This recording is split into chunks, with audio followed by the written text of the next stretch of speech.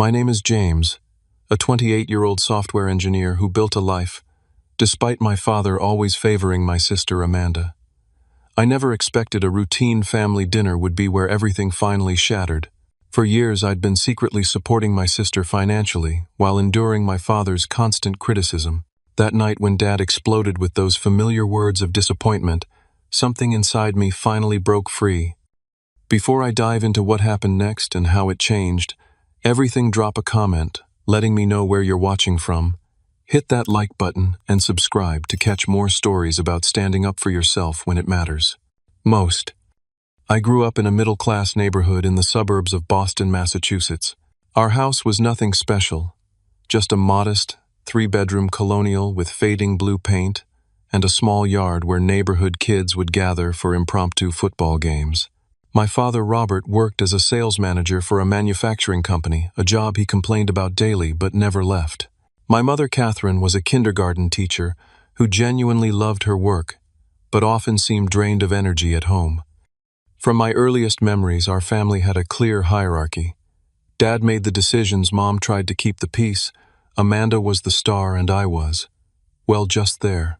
Amanda came along 3 years after me, and from the moment she arrived, the dynamic was set. She had these big blue eyes and blonde curls that made everyone fawn over her. I was the quiet kid with brown hair who preferred books to baseball. The signs of favoritism were subtle at first. When I brought home straight, as Dad would nod and say, "That's what you're supposed to do." When Amanda brought home B's and C's, there would be celebratory ice cream because she tried so hard. When I won the school spelling bee in 4th grade, Mom put the certificate on the fridge. Dad never mentioned it. When Amanda participated in her first dance recital that same year, Dad talked about her natural talent for weeks, even though she tripped twice during her routine. The root of this imbalance became clear as I got older. Dad had been a star quarterback in college, with dreams of going pro until a knee injury ended those plans. He'd always wanted a son who would follow in his athletic footsteps, someone he could coach and live vicariously through. Instead, he got me a kid who was more interested in taking apart our old computer than throwing a football. Mom would try to balance things in her quiet way. She'd slip into my room after Dad criticized my lack of interest in sports and tell me she was proud of my amazing brain. She'd help me with science projects and encourage my interest in computers, but she never stood up to Dad directly. Their relationship had its own power imbalance, with Mom always yielding to Dad's stronger personality. The pattern of unequal treatment manifested in specific incidents that remain burned into my memory. When my 10th birthday fell on the same weekend as Amanda's dance recital, my party was canceled so the family could attend her performance. "We'll celebrate next weekend," Mom promised, but Dad added, "James understands that Amanda needs our support." I did understand. I understood that my sister's activities would always take priority. In 8th grade, I won first place in the regional science fair with a computer program I'd written that simulated ecosystem changes. The blue ribbon sat on our kitchen counter for 2 days without comment from Dad.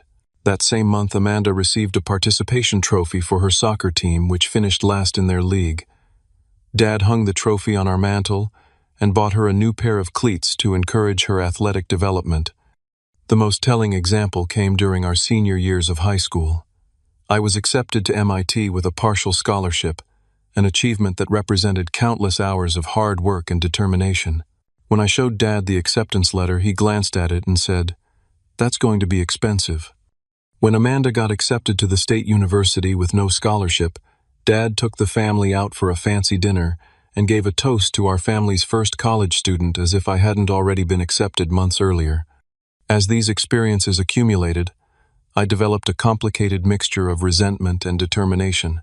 Each dismissal of my achievements and each exaggerated celebration of Amanda's mediocrity fueled my drive to succeed, despite my father's lack of support. I stopped seeking his approval and instead focused on proving something to myself. I coped by diving deeper into my interests. Our high school had a computer lab with outdated equipment, but the technology teacher, Mr. Reeves, recognized my abilities and gave me access to the lab during lunch and after school. He became the mentor I couldn't find at home, encouraging my coding projects and connecting me with summer internship opportunities. I found other supportive adults too. My math teacher, Mrs. Fernandez, who lent me advanced textbooks, and our neighbor, Mr. Wilson, who worked as a software developer and answered my endless questions about the industry. By the time I graduated high school, I had created a small network of mentors and supporters outside my family. These relationships helped me develop confidence in my abilities despite the constant undermining at home. I learned to find validation from within, rather than seeking it from my father, though the emotional scar tissue from years of unequal treatment remained. Amanda, meanwhile, grew accustomed to praise without achievement. She expected recognition for minimal effort and developed a sense of entitlement that would eventually become problematic as she entered adulthood.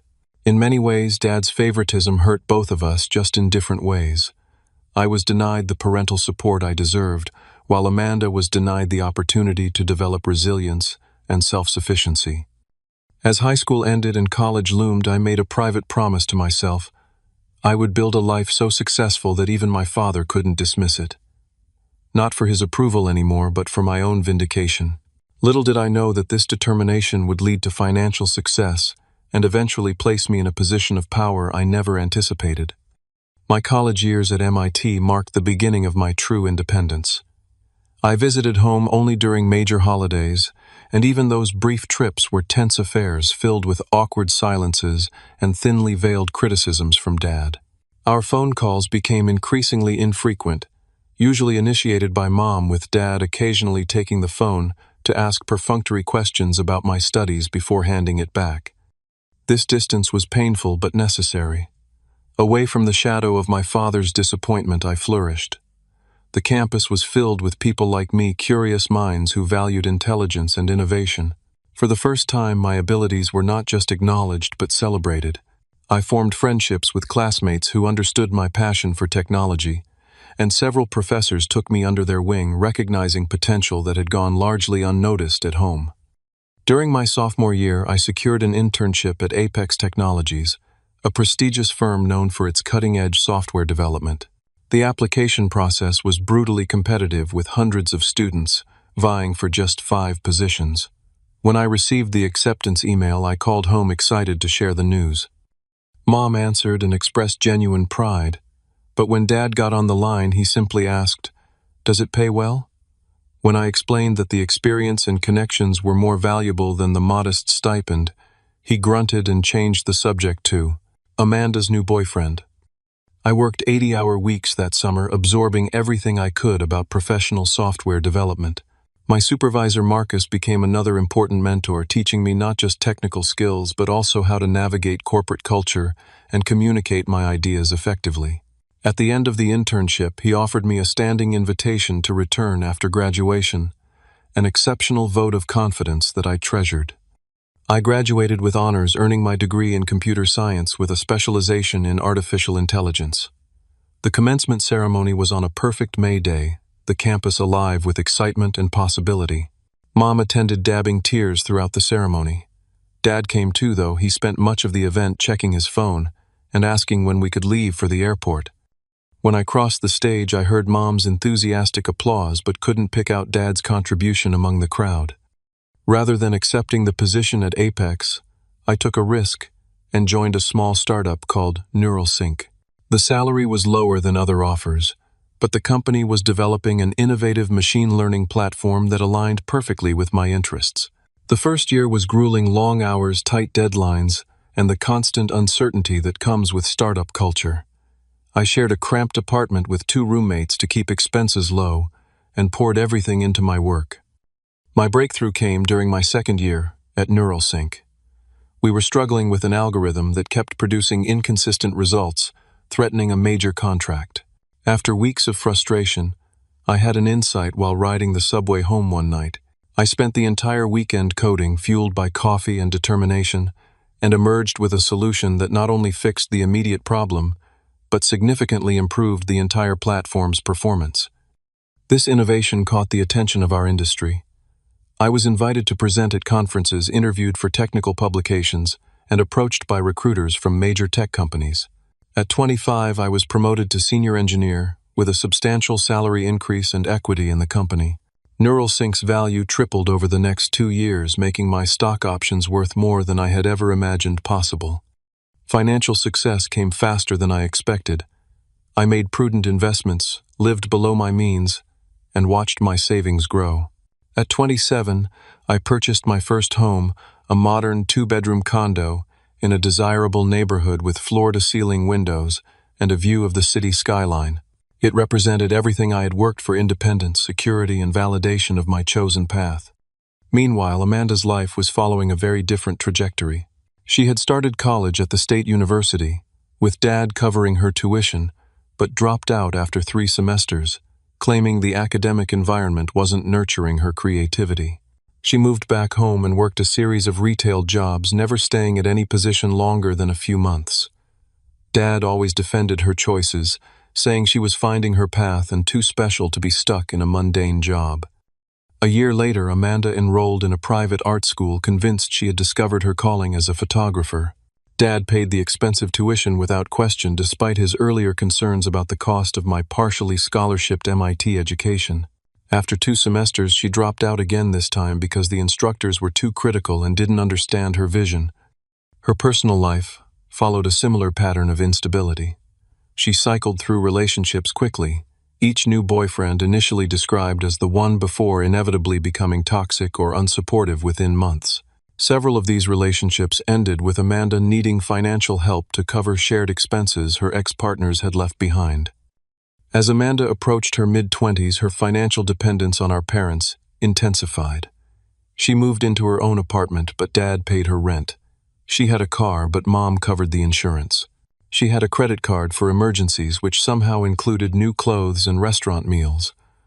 I learned about most of this through occasional calls with Mom, who began expressing quiet concern about their retirement savings.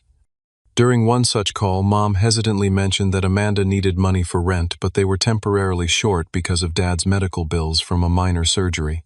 Without hesitation, I offered to help, sending enough to cover Amanda's rent for 2 months. I made Mom promise not to tell Amanda or Dad that the money came from me. It wasn't about recognition. I just couldn't bear the thought of my parents draining their savings while I had more than enough. This began a pattern that would continue for the next 3 years. Mom would occasionally mention financial struggles, and I would send money through her, always anonymously. Part of me felt proud that I could help my family, but another part recognized the unhealthy dynamic this created. I was enabling Amanda's continued dependence and protecting Dad from facing the consequences of his favoritism. Yet each time Mom called with that particular tone of stress in her voice, I couldn't bring myself to refuse. Despite my financial success and professional recognition, I still carried a complicated desire for my father's approval. Logical or not, that need remained buried in my psyche, occasionally surfacing during late-night reflections or after difficult phone calls home. I had built a life that disproved his low expectations of me, yet his validation remained the one achievement that eluded me. As my career continued to advance, Amanda's financial situation deteriorated further. What began as occasional assistance with rent evolved into a regular monthly commitment that expanded to include utilities, car payments, and even credit card bills. Mom became the reluctant intermediary, passing my money to Amanda, while maintaining the fiction that it came from their retirement savings. During one particularly candid phone conversation, Mom confessed that they had already withdrawn more than $60,000 from their retirement accounts to support Amanda. "We didn't want to worry you," she said, her voice tight with stress, "but your father's company is downsizing, and we're concerned about his position." The implications were clear. My parents were sacrificing their financial security for Amanda's lifestyle while facing potential income loss themselves. I increased my monthly transfers, telling myself it was temporary, just until Amanda found stable employment or Dad's job situation stabilized. But a troubling pattern emerged as I observed Amanda's behavior through social media and Mom's reluctant updates. The first incident that raised serious red flags occurred after Amanda called Mom in tears, claiming her car needed emergency transmission repairs, costing $2,500. I sent the money immediately, worried about her safety with an unreliable vehicle. 3 days later, she posted photos from a weekend trip to Miami with friends, tagging herself at expensive restaurants and beachfront clubs. When Mom gently questioned the timing of the vacation, Amanda claimed it had been prepaid months ago, and she needed the stress relief after dealing with car problems. A month later, Amanda reported substantial medical bills from an emergency room visit for what turned out to be a panic attack. I covered the $3,000 without question. Healthcare emergencies weren't something to scrutinize. 2 weeks later, she showed off a new designer handbag and expensive hair extensions on Instagram. When I casually mentioned these purchases to Mom, suggesting that perhaps Amanda could manage some of her own expenses, Mom became defensive, saying, "Your sister has always had anxiety issues. She needs certain comforts to feel secure." The third and most troubling incident involved Amanda claiming to need help with security deposits and first month's rent for a new apartment, her third move in 2 years. The total came to $3,500, which I transferred to Mom's account. Later that week, during a rare phone conversation with Amanda herself, she mentioned being between opportunities but interviewing like crazy. I offered to connect her with recruiters I knew in several industries, explaining that my network might help her find something stable. "That's sweet of you, James," she replied with a laugh, "but I'm looking for something fulfilling, not just a paycheck. I can't settle for a boring office job like you did." When I pressed for details about her recent interviews, she became vague, eventually admitting there hadn't been any actual interviews, just applications she'd submitted online. Further conversation revealed she'd turned down 2 legitimate job offers because the positions weren't senior enough despite her limited work experience.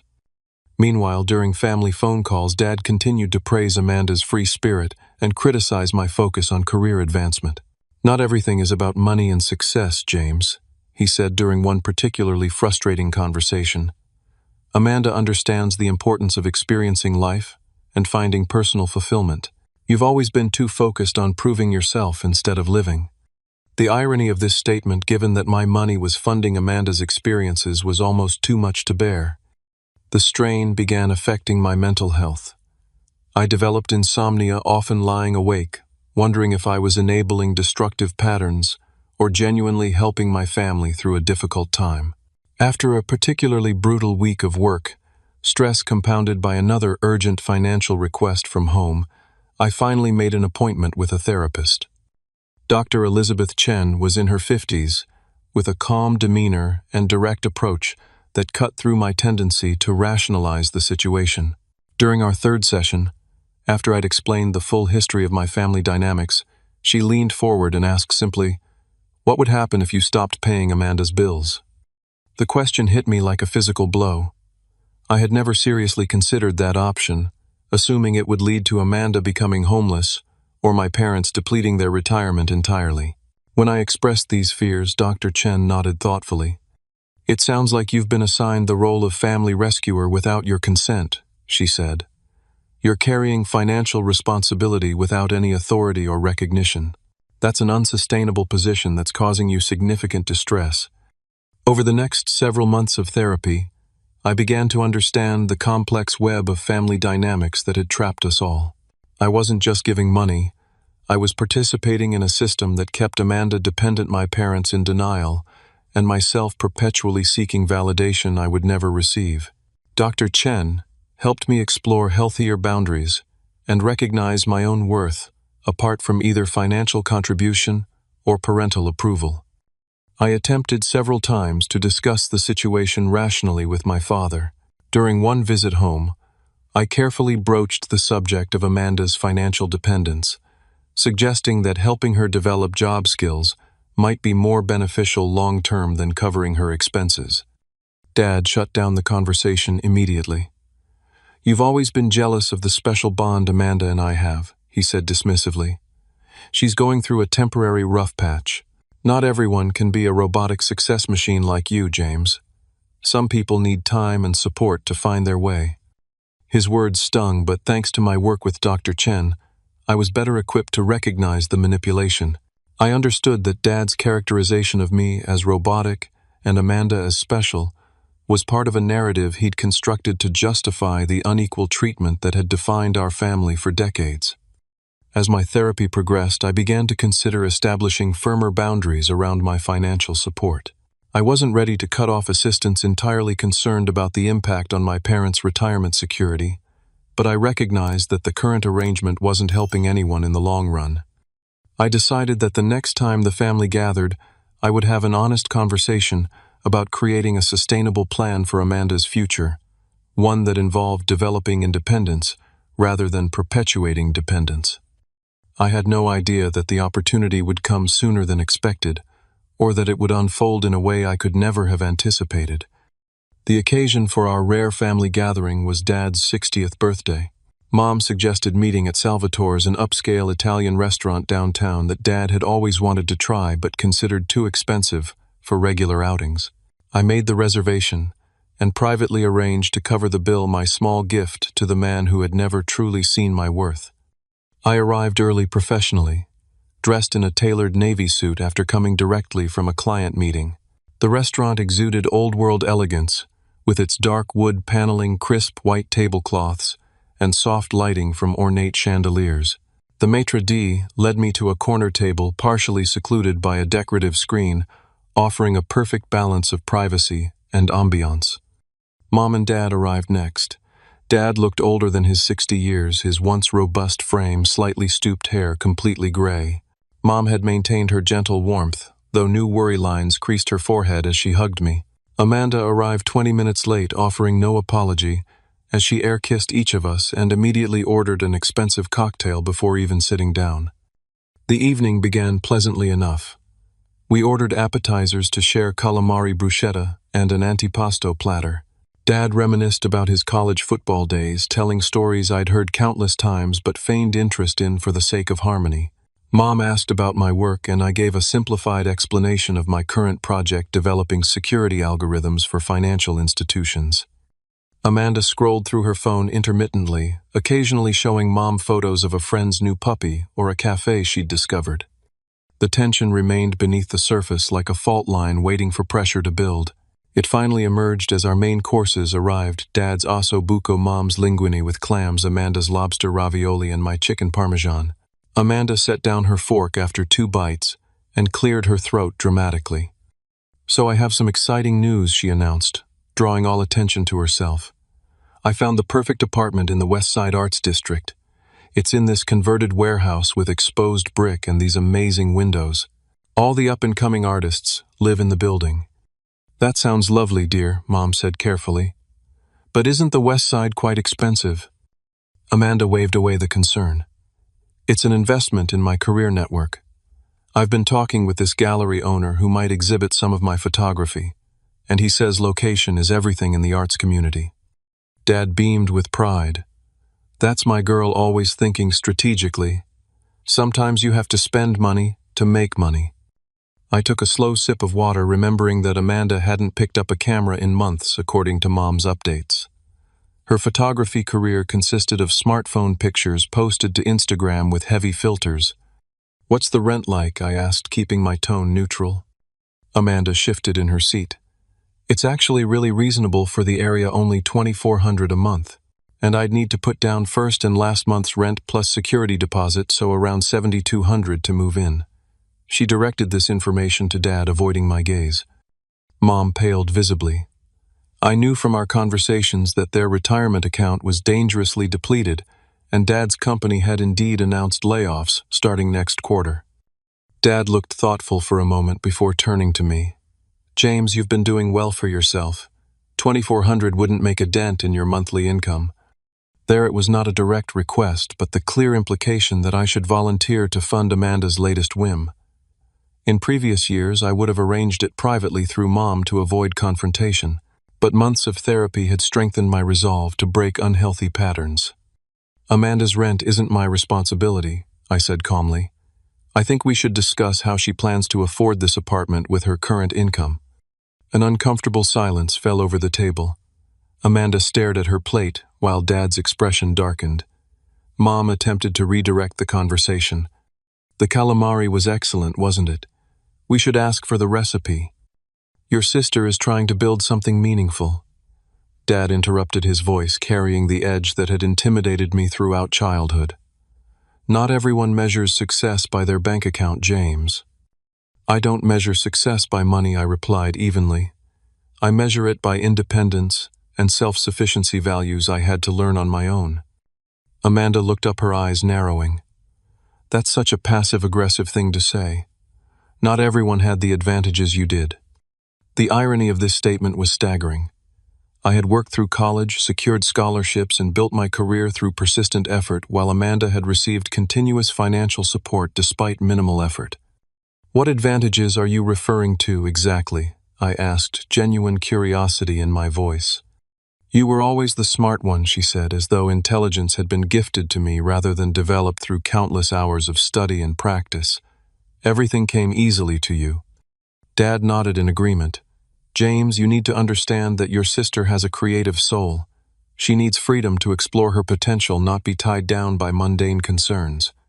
And who should be tied down by those mundane concerns instead? I asked. That's just life, son, Dad said dismissively. Family helps family. Your mother and I supported you through college. I had scholarships I corrected, and I worked 20 hours a week at the campus IT department. There you go again, always keeping score. Dad's voice rose slightly. Always the calculator, never the heart. Several diners at nearby tables glanced our way. Mom placed a hand on Dad's arm, silently urging him to lower his voice. I'm not keeping score, I said. I'm stating facts. And the fact is that Amanda has received significantly more financial support than I ever did, with significantly less expectation of eventual independence. Amanda's face flushed with anger. You think you're so perfect, don't you? Sitting there in your expensive suit judging my life choices. I don't judge your choices, I replied. I question why they should be funded by others. Dad's patience finally snapped. He slammed his palm on the table, causing silverware to rattle and water to slosh from glasses. The restaurant fell momentarily silent as dozens of eyes turned toward our table. You've always been like this, he said, voice raised, despite the public setting. Cold, calculating, selfish. Your sister has heart, creativity, passion, things you know nothing about. She's better than you in every way that matters. The words hung in the air, their familiarity almost comforting in their predictability. I had heard variations of this speech throughout my life, yet this time was different. I felt no pain, no desperate need to prove him wrong. Instead, I experienced a strange clarity, as though viewing our family dynamic from a great height. I leaned back in my chair, a small smile forming on my lips. The calm that washed over me wasn't forced. It was the genuine peace of someone finally ready to speak their truth. Good, I said quietly, my voice carrying in the hushed restaurant. Then I'm done paying her rent. The silence that followed was absolute. Amanda froze with her wine glass halfway to her lips. Mom's eyes widened in shock. Dad's expression shifted from anger to confusion. What are you talking about? He finally asked. I've been paying Amanda's rent for the past 3 years, I explained, my voice steady. Along with her utilities, car payment, insurance, and various emergency expenses, all channeled through Mom to maintain the illusion that you two were covering everything. Dad turned to Mom, who nodded, almost imperceptibly, tears forming in her eyes. He's been helping us, Mom whispered. We were draining our retirement so fast, James offered. Why wasn't I told about this? Dad demanded. Because you wouldn't have accepted it, I answered for Mom. Your pride wouldn't allow you to acknowledge that the son you've always dismissed has been keeping your favorite afloat. Amanda found her voice panic, replacing her earlier confidence. This isn't funny, James. If you've been helping, I'm grateful, but cutting me off without warning is cruel. No, I said, looking directly at her. What's cruel is watching you squander your potential while Dad reinforces the idea that you're too special for ordinary responsibility. What's cruel is seeing Mom stressed about retirement while transferring my money to your account every month.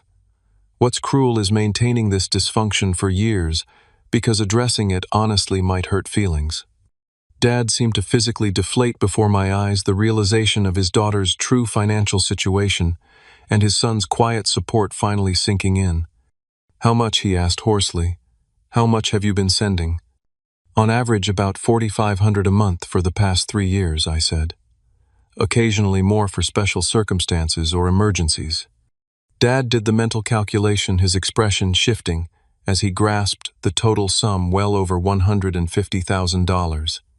Amanda began to cry, mascara tracking down her cheeks. You can't just stop. What am I supposed to do? The same thing most adults do, I replied gently. finding no satisfaction in her distress, despite the vindication I felt.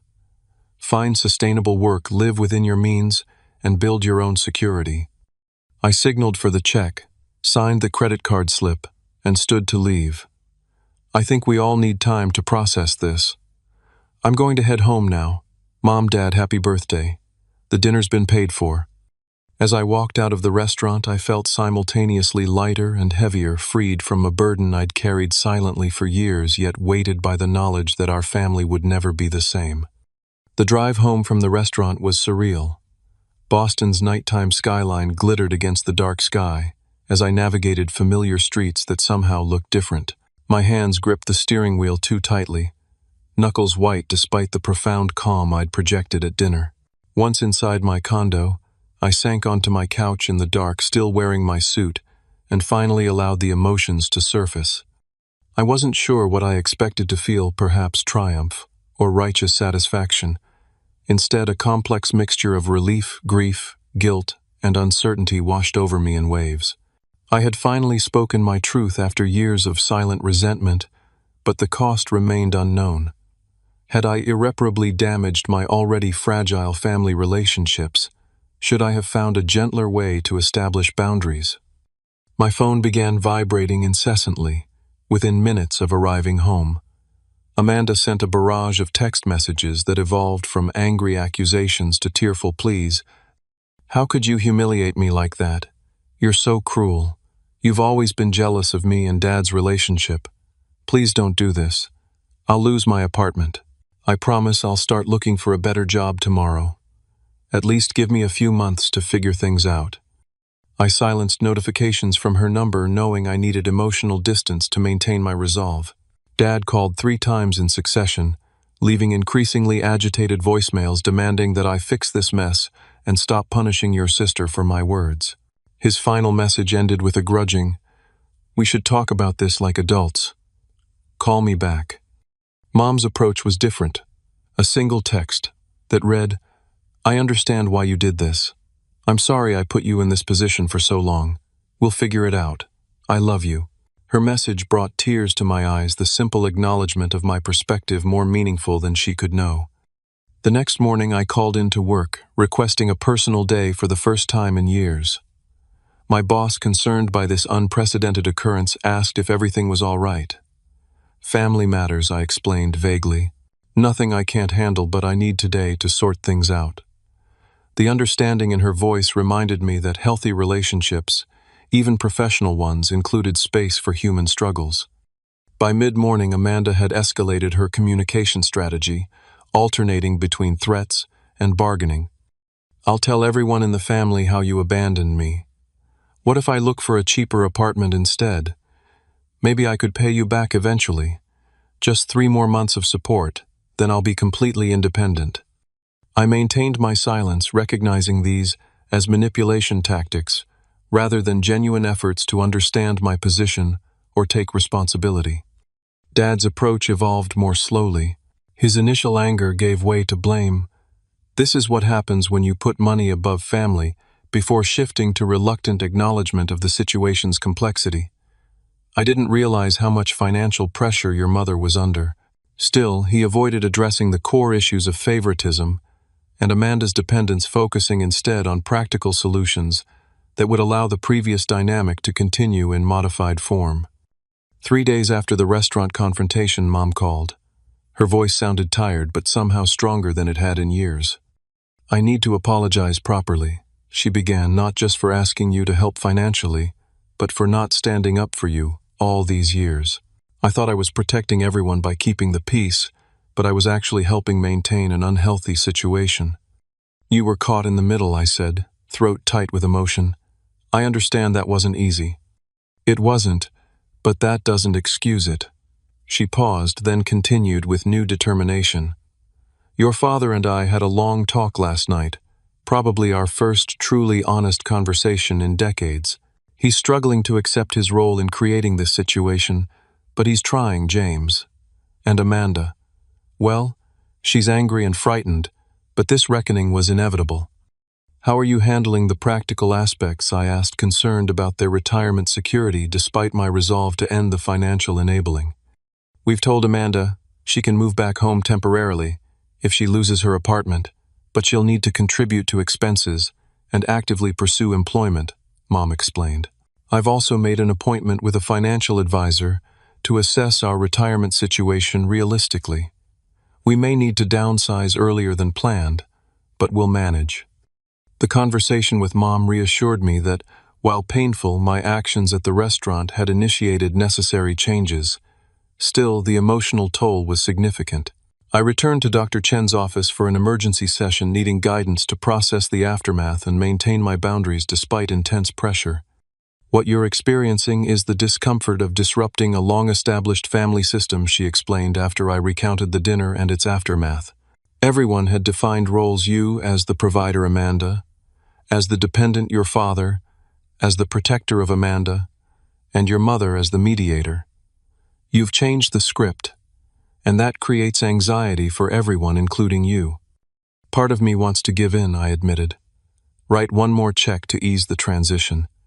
Dr. Chen nodded understanding. "That's natural. But ask yourself whether another check would truly help Amanda develop independence, or just delay the inevitable while reinforcing old patterns." That session strengthened my resolve to maintain boundaries while still offering appropriate support. I drafted an email to Amanda outlining what I was and wasn't willing to provide: no more direct financial assistance, but I would pay for career counseling, resume services, and professional development courses if she was interested. I emphasized that my boundary wasn't about punishment, but about believing in her capacity to support herself. Amanda's reply came a day later, shorter than her previous messages, and noticeably lacking in emotional manipulation. "I'm still angry, but I'll think about the career counseling. I have a job interview at a gallery next week. Don't tell Dad." This small step toward responsibility gave me cautious hope, though I recognized the road ahead would be long and likely include setbacks. A week after the dinner, Dad finally called with a different tone. His voice lacked its usual authoritative confidence as he suggested meeting for coffee. We arranged to meet at a neutral location, a quiet cafe halfway between our homes. The man who greeted me looked older and more uncertain than the father who had dominated my childhood.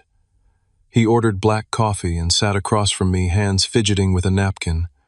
"Your mother helped me understand some things," he began awkwardly, "about how you've been supporting Amanda all this time."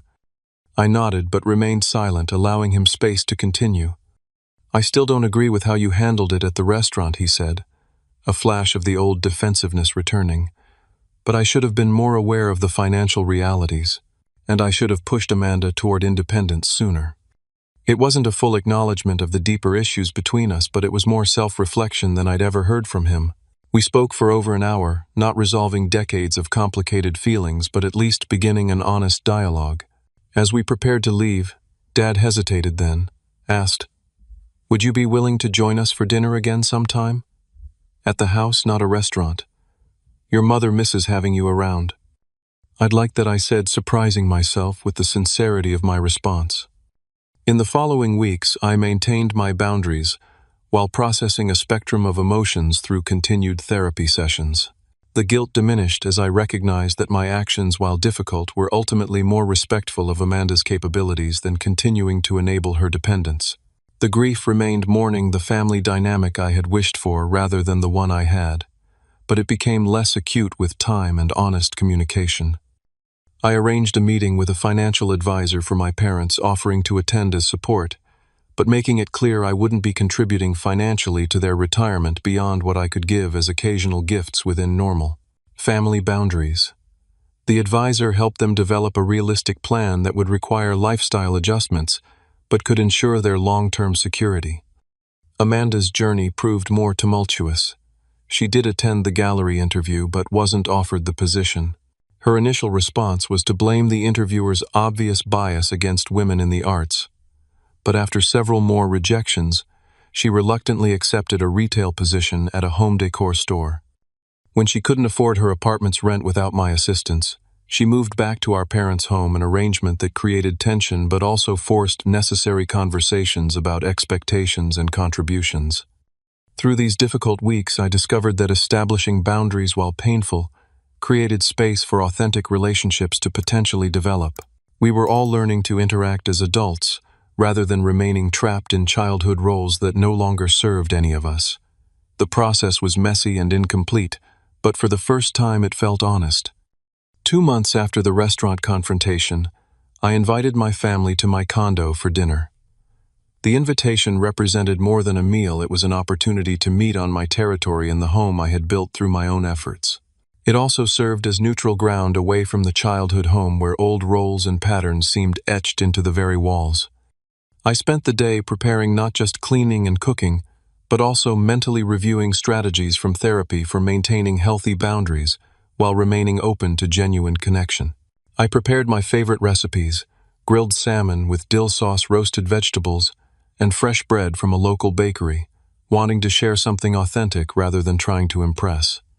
They arrived together, each carrying something despite my assurance that they didn't need to bring anything. Mom held a bouquet of mixed flowers. Dad awkwardly clutched a bottle of wine he'd clearly put thought into selecting, and Amanda brought a small, potted succulent with a handwritten note that read simply, "Thanks for having me."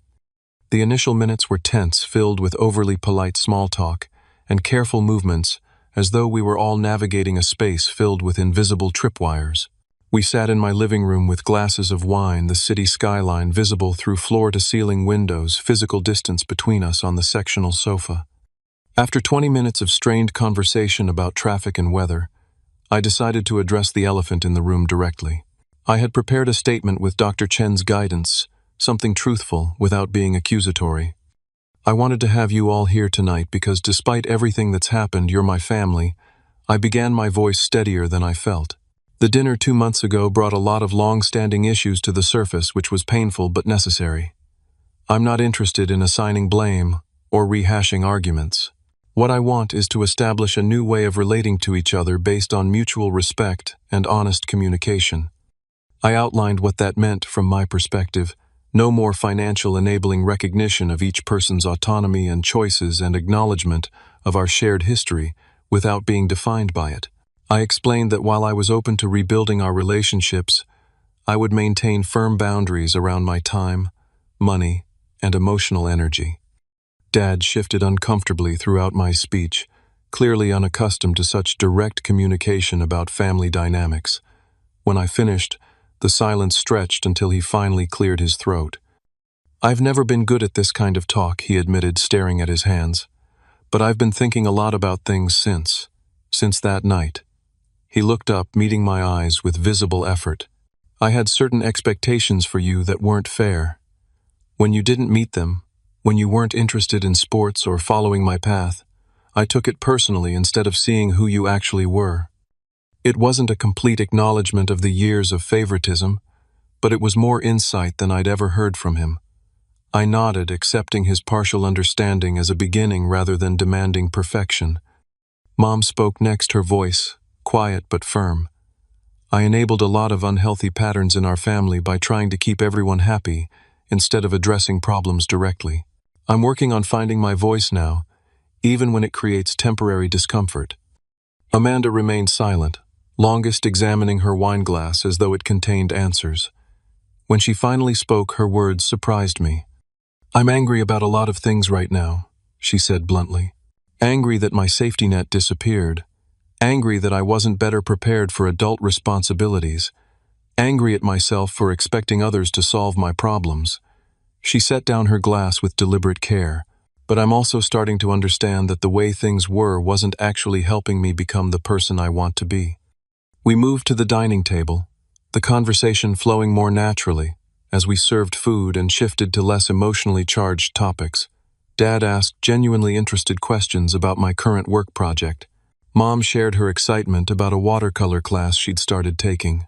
Amanda mentioned her job at the home decor store, acknowledging it wasn't her dream position, but that she was learning useful skills about customer service and inventory management. As we finished dinner, I brought up the practical aspect of moving forward. I want to be clear about how I can support each of you in healthy ways, I said. Dad, Mom, I'm happy to help review your retirement planning or connect you with financial resources, but I won't be making regular contributions beyond normal family gifts for birthdays and holidays. They nodded, Dad, with lingering reluctance but acceptance nonetheless. I turned to Amanda. For you, I'm still willing to fund constructive steps toward independence, career counseling skills, training, professional development. Not cash for expenses, but investments in your future ability to support yourself. Instead of the defensive reaction I half expected, Amanda considered the offer seriously. The store manager mentioned they offer assistant buyer training for employees who show potential. It requires some additional classes in retail merchandising that aren't covered by employee benefits. Would something like that qualify? Absolutely, I agreed, pleased by her practical thinking. Send me the information, and we can discuss the details. The evening ended without perfect resolution. Real family healing doesn't happen in a single conversation, but with tentative steps toward a healthier dynamic. As they prepared to leave, Dad lingered behind Mom and Amanda, awkwardly extending his hand to me. You've built a good life here, son, he said, gesturing to the condo. I should have said that earlier. The acknowledgement was simple but significant, the first genuine recognition of my achievements without qualification or comparison. I shook his hand, then made an impulsive decision, and pulled him into a brief hug. Thanks for coming tonight, I said as I released him. It means a lot. In the weeks that followed, our family continued the difficult work of establishing new patterns of interaction. Dad struggled the most with the changed dynamic, occasionally slipping into old habits of dismissing my choices or overly praising Amanda's minor accomplishments. However, he caught himself more often than not, sometimes mid-sentence, visibly working to adjust long-established thought patterns. Mom found a stronger voice, no longer automatically deferring to Dad's opinions or smoothing over conflicts at her own expense. She began pursuing interests she'd set aside during decades of family mediation, joining a book club, and volunteering at a community garden. These activities seemed to energize her, bringing a spark that had been missing for years. Amanda's journey wasn't linear. She quit the home decor job after 6 weeks, leading to tense conversations about responsibility and consequences. However, instead of expecting immediate rescue, she applied for unemployment benefits while actively job searching, eventually securing a position as an administrative assistant at a small art gallery. The role wasn't creative, but placed her adjacent to the art world she was interested in, with a steady paycheck and potential for growth. She did enroll in the retail merchandising classes we'd discussed, discovering an unexpected aptitude for visual presentation and product selection. For the first time, she was developing skills that could lead to sustainable employment, rather than chasing vague creative dreams without practical foundation. The first holiday after our confrontation tested our new boundaries. Thanksgiving dinner at my parents' home was awkward at times, old tensions surfacing between turkey and cranberry sauce. Dad made a comment about the extravagance of my new watch, momentarily falling into the pattern of criticizing my financial choices. Instead of defending myself or withdrawing, I simply said, "This is within my budget and something I enjoy. I don't need you to approve of my purchases." The directness created a brief, uncomfortable silence, but the meal continued without escalation. Most significantly, Amanda announced over dessert that she'd be moving into a shared apartment with 2 roommates the following month. "It's not as nice as my old place," she admitted, "but I can afford it on my current salary without assistance." The pride in her voice as she made this declaration was unmistakable, perhaps the first time she'd experienced the satisfaction of genuine self-sufficiency. As I drove home that evening, I reflected on the imperfect but real progress we'd made as a family. The old wounds hadn't disappeared, but they were beginning to heal through honest acknowledgement rather than festering beneath layers of denial and enabling. I no longer felt responsible for managing everyone's emotions or financial security, a freedom that allowed me to engage with my family from a place of choice rather than obligation. For the first time, I felt hopeful that we might eventually develop relationships based on mutual respect rather than dysfunctional roles assigned in childhood. The path forward remained challenging, with setbacks inevitable, but we had at least begun walking in the right direction. 6 months after the fateful dinner that transformed our family dynamic, I hosted another gathering at my condo. The atmosphere couldn't have been more different from our tense meeting half a year earlier. Sunlight streamed through the windows as my family arrived, bringing the comfortable energy of people who had weathered a storm together and emerged changed but intact. Mom brought her famous apple pie. Dad carried a grocery bag containing his marinated steaks for the grill, and Amanda arrived with her new boyfriend Marcus, a graphic designer she'd met through her gallery job. The easy conversation and relaxed postures reflected our evolving relationships, still works in progress, but grounded in greater authenticity than ever before. As we gathered around my dining table, I observed the tangible evidence of our individual and collective growth. Amanda had maintained her position at the gallery for 5 consecutive months, a record for her adult working life, and had recently been given additional responsibilities coordinating with artists for upcoming exhibitions. The small salary increase allowed her to build her first modest emergency fund, a concept she would have dismissed as unnecessary just a year ago. "We're featuring a new photographer next month," she told us. During dinner, genuine enthusiasm in her voice. The gallery owner actually asked for my input on how to arrange the exhibition space. "I've been learning so much about what makes a compelling visual presentation." Dad, who once would have vaguely praised her creative spirit without acknowledging the practical aspects of her work, asked thoughtful questions about the business side of gallery operations. "That sounds like valuable experience," he observed. "Those skills would transfer to many industries if you ever wanted to explore other options." This simple acknowledgement of Amanda as a working professional, rather than a perpetual child, represented significant evolution in his thinking. He had begun to see her capabilities rather than just her needs, a shift that benefited them both. Mom had undergone perhaps the most surprising transformation. With Amanda becoming more independent and Dad adjusting to a more balanced family dynamic, Mom found space to rediscover her own identity beyond mediator and caretaker. She had joined a community college board focusing on early childhood education, leveraging her decades of teaching experience in a leadership role. The confidence this brought extended to our family interactions, where she now expressed opinions directly rather than filtering everything through Dad's perspective. Dad himself struggled the most with changing long-established patterns, occasionally slipping into old habits of dominating conversations or dismissing perspectives that differed from his own. However, he caught himself more quickly and made visible efforts to listen before responding, especially to me. His company had indeed implemented layoffs, but he had survived the cuts and adjusted to his reduced retirement timeline with pragmatic acceptance rather than resentment. My own growth had been equally significant. The emotional freedom that came from establishing clear boundaries allowed me to bring my authentic self to all relationships, not just family ones. I had developed a close friendship with 2 colleagues that extended beyond work spending, weekends hiking and trying new restaurants, rather than working excessive hours. My perpetual insomnia had resolved as I released the burden of financial responsibility for my sister and the constant need for paternal validation. Most significantly, I had begun dating Sarah, a children's book illustrator I met through a mutual friend.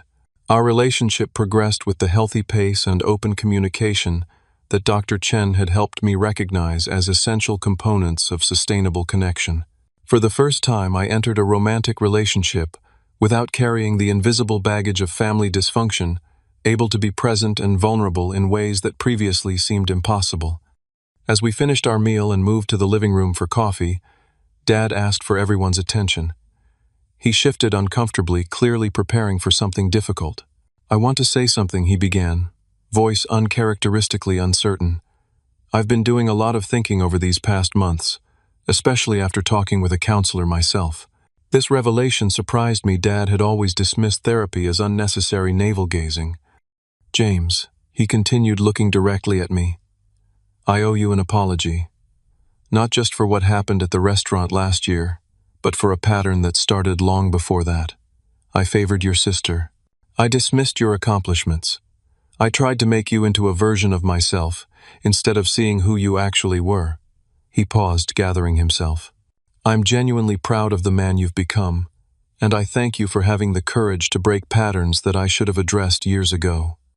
The simple thank you from my father carried more weight than any elaborate apology could have. It acknowledged not just past wrongs, but the effort required to disrupt deeply entrenched family dynamics. I found myself momentarily unable to speak, nodding my acceptance of his words while processing their significance. The afternoon continued with comfortable conversation, occasional laughter, and the natural ebb and flow of family interaction, without the underlying current of resentment and unmet expectations that had previously defined our gatherings. As everyone prepared to leave, I felt a sense of peaceful accomplishment that had nothing to do with career achievements or financial success, the satisfaction of having contributed to genuine healing rather than continued dysfunction. In the quiet after they left, I reflected on the journey of the past year and the lessons it had taught me. I understood now that standing up for myself wasn't selfish but necessary, not just for my well-being but for the health of all my relationships. The courage to establish boundaries came from recognizing my inherent worth rather than seeking external validation, particularly from those unable or unwilling to provide it. I realized that family patterns established in childhood exert powerful influence, but aren't immutable. Breaking those patterns requires conscious effort, professional support, and willingness to endure temporary discomfort for long-term health. Most importantly, I learned that genuine love sometimes means challenging destructive behaviors rather than enabling them through misguided assistance. The professional success I had achieved provided financial security and personal satisfaction, but it was the emotional growth of the past year that truly transformed my life. I brought my authentic self to work relationships, set appropriate limits on my time and energy, and found greater fulfillment in balanced achievement rather than compulsive proving of my worth. My relationship with Sarah flourished as I applied these same principles of honesty and healthy boundaries. Unlike previous relationships where I had either withdrawn emotionally or overcompensated through excessive giving, I engaged as a whole person with clear understanding of both my needs and responsibilities. The foundation we built promised a future partnership based on mutual respect rather than unhealed wounds. In the quiet after they left, I reflected on the journey of the past year and the lessons it had taught me. I understood now that standing up for myself wasn't selfish, but necessary not just for my well-being, but for the health of all my relationships. The courage to establish boundaries came from recognizing my inherent worth rather than seeking external validation, particularly from those unable or unwilling to provide it. As evening settled over the city, I stood at my window watching lights illuminate the skyline. The moment at the restaurant when I finally spoke my truth. Good, then I'm done paying. Her rent had initially seemed like an ending. In reality, it marked the beginning of a different story for our entire family, one with greater authenticity and potential for genuine connection. The healing wasn't complete, and never would be. Family relationships remain works in progress throughout life.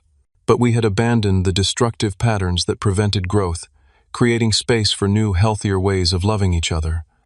I understood now that true freedom came not from financial success or independence from family ties, but from the courage to be authentically yourself within those relationships, to offer love without sacrificing self-respect, maintain boundaries without withdrawing connection, to acknowledge past wounds without being defined by them. This realization was the most valuable asset I possessed, worth far more than any financial investment or career achievement. It was the foundation upon which all other aspects of a meaningful life could be built. Have you ever had to set a difficult boundary with family? Share your experience in the comments below. Your story might help someone else find the courage to break unhealthy patterns in their own relationships. Don't forget to like this video. If it resonated with you, subscribe for more real-life stories about finding strength in difficult situations, and share with anyone who might need to hear that standing up for yourself isn't selfish. It's sometimes the most loving thing you can do. Thank you for listening to my journey. And remember, your worth isn't determined by others' ability to recognize it.